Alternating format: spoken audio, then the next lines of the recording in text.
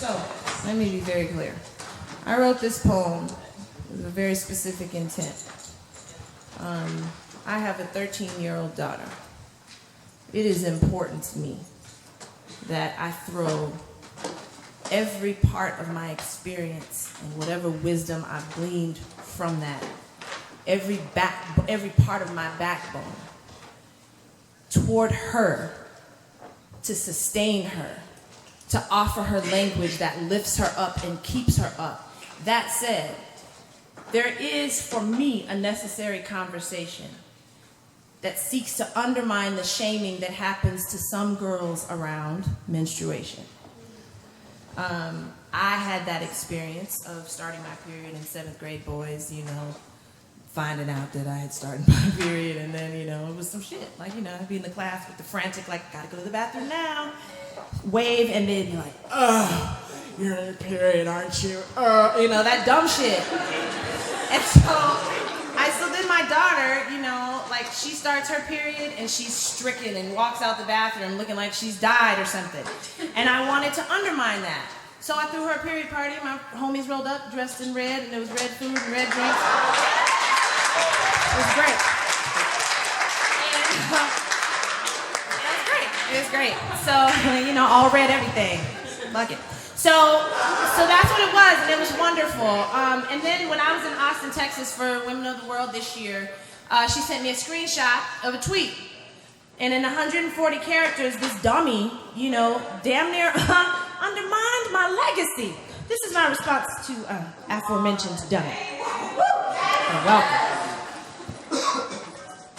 Dude on Twitter says, quote, I was having sex with my girlfriend when she started her period. I dumped that bitch immediately, end quote. Dear nameless dummy on Twitter, you're the reason my daughter cried funeral tears when she started her period. The sudden grief all young girls feel after the matriculation from childhood and the induction into a reality that they gonna have to negotiate you and your disdain for what a woman's body can do. Herein begins an anatomy lesson infused with feminist politics because I hate you.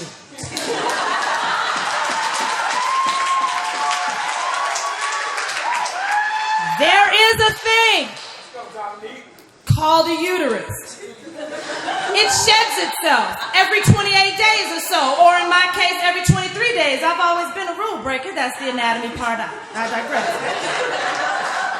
The feminist politic part is that women know how to let things go, how to let a dying thing leave the body, how to become new, how to regenerate, how to wax and wane, not unlike the moon and tides, both of which influence how you behave. I digress.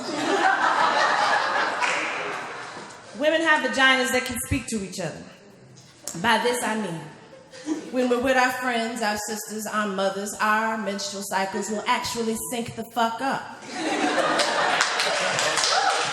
My own cervix is mad influential. Everybody I love knows how to bleed with me. Hold on to that. There's a metaphor in it. Hold on to that. But when your mother carried you, the ocean in her belly is what made you buoyant, made you possible. You had it under your tongue when you burst through her skin, wet and panting from the heat of her body, the body whose machinery you now mock on social media.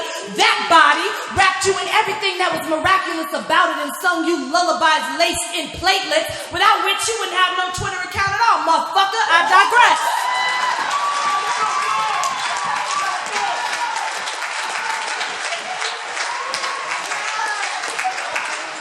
See, it's possible that we know the world better because of the blood that visits some of us. It interrupts our favorite white skirts and shows up at dinner parties unannounced. Blood will do that, period. It will come when you are not prepared for it. Blood does that, period.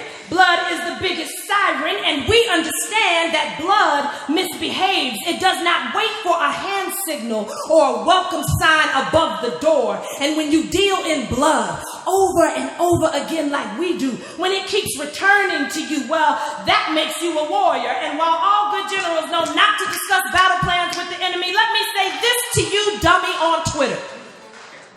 If there's any balance in the universe at all, you're going to be blessed with daughters. Blessed. Etymologically, blessed means to make bleed. See, now it's a lesson in linguistics. In other words, blood speaks. That's the message. Stay with me. See, your daughter's going to teach you what all men must one day come to know, that women made of moonlight, magic, and macabre will make you know the blood. We're going to get it all over the sheets and car seats. We're going to do that. We're going to introduce you to our insides, period. And if you are as unprepared as we sometimes are, it'll get all over you and leave a forever stain. So to my daughter, should any fool mishandle the wild geography of your body, how it rides a red running current, like any good wolf or witch, well then just bleed, boo. Give that blood a biblical name. Something of stone and mortar. Name it after Eve's first rebellion in that garden. Name it after the last little girl to have her genitals mutilated in Kinshasa. That was this morning. Give it as many syllables as there are unreported rape cases. Name the blood something holy, something mighty, something unlanguageable, something in hieroglyphs, something that sounds like the end of the world. Name it for the roar between your legs and for the women who will not be nameless here. Just bleed anyhow. Spill your impossible scripture all over the good furniture. Bleed and bleed and bleed on everything he loves.